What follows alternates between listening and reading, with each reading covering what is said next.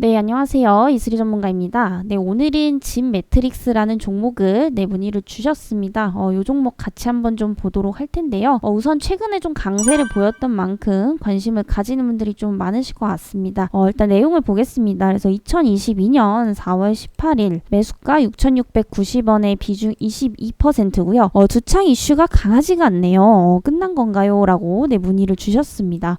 최근에 이런 원숭이 두창 관련주로서 상승이 나왔던 종목이죠. 일단 이 종목 같은 경우에는 이전에는 이제 코로나19 관련주로서 좀 수혜를 봤던 종목입니다.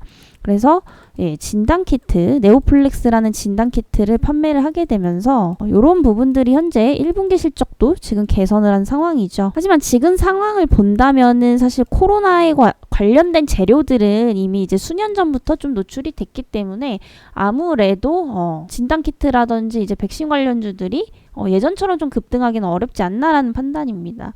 그래서 사실 코로나 자체가 없어지지는 않겠지만은 아무래도 이제는 뭔가 그런 진단키트를 개발했다, 판매를 많이 했다, 이런 이슈로 상한가를 몇 번 간다든지 이렇게 좀 가기는 어렵지 않나라는 판단이에요.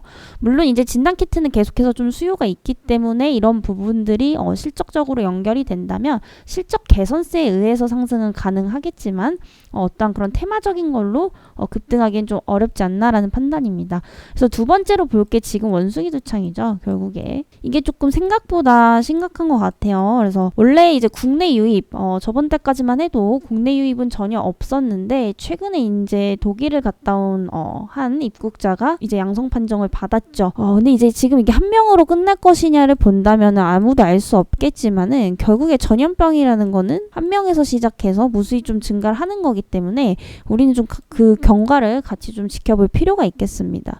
그래서 이분 이제 옆에 있던 당연히 옆에 계셨던 분들도 당연히 이제 검사를 받았겠죠. 그리고 이게 지금 잠복기가 한 3주기 정도 된다라고 보기 때문에 바로 이제 결과가 나오지는 않을 것 같아요. 그래서 추후에 이제 확진자가 한 명이 아니라 2명, 3명, 4명, 10명 이상 늘어나게 된다면은 국내도 더 이상 이제 좀 안전지대가 아니겠죠. 그에 따라서 이제 이 진매트릭스 같은 경우에는 원숭이 두창 관련 수혜주로서 상승을 했다라고 좀 보시면 될 것 같습니다. 원래 이 진매트릭스는 그 신약 관련 기술을 연구를 하는 기업이에요. 그래서 보통 이런 이제 전염병이 이제 발생을 하면 굉장히 수혜를 받는데 예전에 이제 돼지열병부터 해서 코로나, 원숭이 두창 해서 이제 온갖 이제 전염병만 확산이 되면은 기대감을 받는데 아무래도 그런 이제 질병을 예방하는 이런 백신이라든지 천연물을 포함한 이런 신약 관련 기술을 좀 가지고 있기 때문에 좀 수혜를 받는다라고 보시면 되겠습니다. 그래서 사실 실적이 좋아서 상승을 했다라기보다는 거의 대부분 99%가 이 종목은 이런 전염병 관련 테마로서 좀 가기 때문에 아무래도 추후에 이제 원숭이 두창이 추가적으로 이제 확진자가 나오는지 안 나오는지 여부에 따라서 조금 이 종목의 향방이 갈릴 것 같습니다. 우선 중요한 거는 전 세계적으로도 지금 현재 3,000명이 넘어가고 있는 상황이죠. 그래서 분위기 자체는 계속해서 좀 확산이 되는 분위기다. 이렇게 좀 보시면 될 것 같습니다. 그리고 이 원숭이 두창은 사실 코로나랑 좀 비교할 게 못 되는 것 같아요. 일단 치사율 자체도 다르고 사실 코로나 같은 경우에는 지금 감기 정도로 지금 본다라고 한다면 이 두창 같은 경우에는 과거에 이제 그 천연두급이기 때문에 사실 천연두죠. 과거 이 천연두로 사람이 굉장히 많이 죽었습니다. 전 세계적으로. 하지만 여기 이제 없어졌다가 다시 변이가 돼서 지금 나온 건데 옛날만큼의 그런 파괴력은 아니어도 상대적으로 이 두창이란 것 자체가 코로나랑 비교했을 때는 굉장히 좀 치사율이 강하다라는 거죠. 그래서 이제 뭔가 확산이 되고 확진이 되면 코로나보다 훨씬 더 사실 위험한 질병이지 않나라는 좀 판단입니다. 그래서 아무래도 확산이 되고 확진이 된다라고 한다면은 추가적인 어떤 백신 관련주로서도 또 상승을 해볼 수가 있겠고요. 일단 이 종목 같은 경우에는 실적보다는 테마성이 훨씬 더 강한 종목이기 때문에 두창의 확산세에 따라서 좀 갈릴 것으로 예상이 되고 있습니다.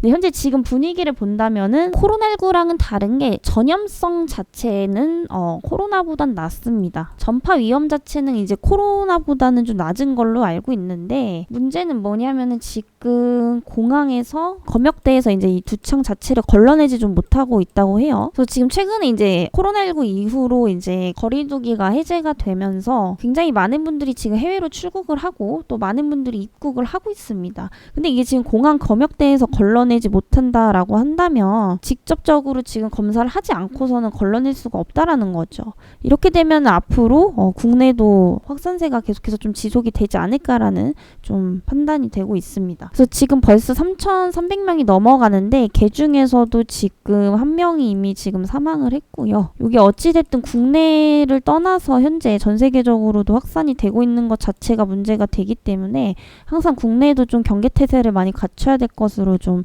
판단이 되고 있습니다. 그래서 확실히 지금 사회에 어떠한 이슈가 되는 거는 맞기 때문에 이슈의 중심에 서 있기 때문에 관련주로서는 저는 좀 좋다라고 보고 있습니다. 일단은 테마성 종목이죠. 이런 것들은 좀 단기적 관점으로 진입을 해보시는 건 좋을 것 같아요. 일단 원숭이 두창 현재 딱 봤을 때 재료 자체가 소멸된 거는 절대 아니라는 겁니다. 현재 진행형이고 아직까지 기대감은 가지고 있기 때문에 테마주로서는 좀 적합하다라고 좀 보고 있습니다. 문제는 결국에 내 매수가죠. 지금 비중이 이미 이제 20%가 좀 여기에 실려 있으시기 때문에 추후에 하락했을 때 추가 매수를 했다라고 한다면은 훨씬 더 좋은 가격대를 좀 보유를 하고 있었을 수도 있는데 지금 현재 여기 종가 부근에서 20%의 비중을 다 담으신 것 같습니다. 그죠? 그래서 항상 한 단가에 비중 실지 마시고 추가 매수 전략으로 좀 들어가셔야 된다라는 겁니다. 이때 예를 들어 갖고 단가를 5%씩 나눠서 들어갔다라고 하면 지금 현재 6,220원 정도가 평단가가 됐었겠죠. 그래서 이런 이제 단가 낮추기엔 굉장히 좀 좋기 때문에 항상 한 단가의 비중을 몰빵을 하시는 건 별로 좋지 않다라고 강조를 좀 드려보도록 하겠습니다. 그래서 이런 테마 자체만 보면 아직 원숭이 두창에 대한 재료가 죽은 거는 아니기 때문에 단기적으로는 분명히 좀 지켜볼 만하다. 예, 이렇게 좀 보고 있습니다. 그래서 사실 어제 같은 경우에는 조금 너무 과대한 급락이 좀 나왔습니다. 이 이유는 사실 시장이 거의 90%다라고 보시면 되겠고요.